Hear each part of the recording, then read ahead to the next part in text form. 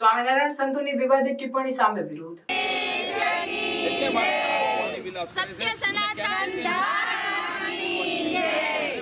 સુરતમાં આહિર સમાજ દ્વારા વિરોધ। આહિર સમાજના ઈષ્ટદેવ ભગવાન શ્રી કૃષ્ણ અંગે કરાયેલા વિવાદિત ટિપ્પણીને લઈ વિરોધ। અગાઉ ભગવાન શ્રી કૃષ્ણ વિશે સ્વામિનારાયણ સંપ્રદાયના પુસ્તકમાં લખાયેલ વિવાદ બાદ વધુ એક સંતની ટિપ્પણી સામે રોષ। આહિર સમાજના લોકોમાં રોષ। દ્વારકાપતિ નિવાસ બનાવવા મહારાજને પ્રાર્થના કરી હતી। સ્વામી સંતનો બફાટ ખુલીને સામે આવ્યો। સુરતમાં વેડ રોડ ગુરુકુળના નીલકંઠ ચરણ સ્વામીના વિવાદિત નિવેદન સામે આહિર સમાજમાં ભારે રોષ। સ્વામિનારાયણ સંત માફી માંગે તેવી આહિર સમાજની માંગ।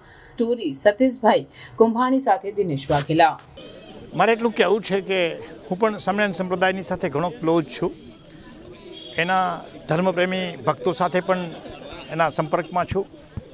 મને એવું લાગે છે કે ધીમે ધીમે કોઈને કોઈ રીતે એ લોકો સ્ટ્રેટેજી બનાવી છે કે સનાતન ધર્મને નીચો અને હલકો પાડવો।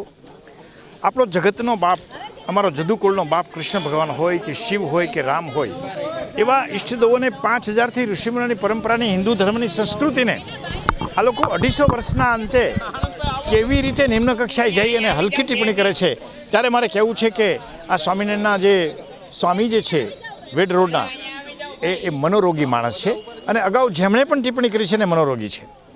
મને લાગે છે કે આ લોકોની કોઈ ચાલ છે સ્વામિનારાયણ સંપ્રદાયને કોઈને કોઈ રીતે પોતે પોતાની રીતે કોઈની લીટી ટૂંકી કરવા માટે, પોતાની લીટી મોટી કરવા માટે કંઈ ને કોઈ સાજિશ છે, અથવા ઉપરના ધર્મના જે ધુરંધરો બેઠા છે એમણે આવા સાધુઓને આવી વાતથી રોકવા જોઈએ।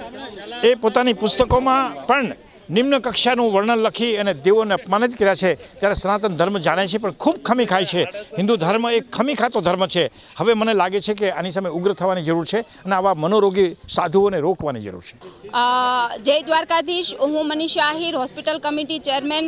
મને કહેતા ખૂબ જ દુઃખ થાય છે કે સ્વામિનારાયણ પંથના સંપ્રદાયના આ સંતો અવારનવાર સનાતન ધર્મને ટાર્ગેટ કરી વાણી વિલાસ અને બફાટ કરતા રહે છે।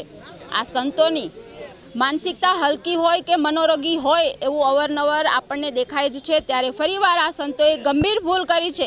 સર્વે સર્વા કે જેને પૂર્ણ પુરુષોત્તમ કીધા છે, જે જગતના નાથ છે અને જેના અમે સીધી લીટીના વારસદાર છે, એવા રાજાધિરાજ દ્વારકાધીશને આ વખતે આ સંતોએ ટાર્ગેટ કરી ખૂબ ગંભીર ભૂલ કરી છે। અમારો સમાજ, અમારો આહિર સમાજ એમની આ વાણીને સખત શબ્દોમાં વખોડે છે અને અમારી એક જ માંગ છે કે આપ સંતો દ્વારકામાં જઈ અમારા પ્રભુ શ્રી દ્વારકાધીશના ચરણોમાં માથું ટેકાવી માફી માંગો, અને જો આવું નહીં થાય તો આવનારા સમયમાં આ સંતોએ તૈયાર રહેવું પડશે ગંભીર પરિણામ ભોગવવા માટે। અમારી લાગણી પણ દુભાઈ છે, ત્યારે એક જ અમારી હાલ માંગણી છે અને વિનંતી છે કે આપ માફી માંગો, અને પછી સમય જતો રહેશે તો અમે વિનંતી પણ નહીં કરીએ અને ગંભીર પરિણામ માટે તૈયાર રહેશો, એવી અમારી ચેતવણી પણ છે। જય દ્વારકાધીશ।